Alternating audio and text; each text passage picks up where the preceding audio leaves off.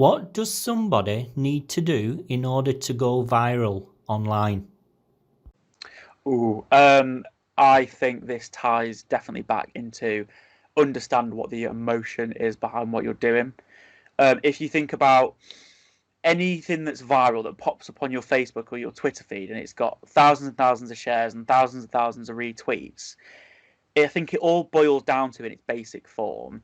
It's triggering an emotional reaction, quite an extreme one. So if there's a really sad, heartwarming video that's been shared a million times of something, people have an intense emotional reaction to it, and their first thought is, "Oh, I want all my friends to see this too," so they'll share it. If something is really, really funny and it makes them laugh out loud, they share it. They want other people to have that same experience. If something uh, takes them back and makes them feel really nostalgic. They'll think, "Oh God, this reminds me of when I was a kid. If I share this, all my friends are going to feel the same because we had the same upbringing or we're from the same era." And I think if you want something to go viral, that's what's at the crux of it. I think it's them emotional pulls, because otherwise it just boils back down to it might be vaguely interesting, but is it interesting enough for people to want to share that with their social circles?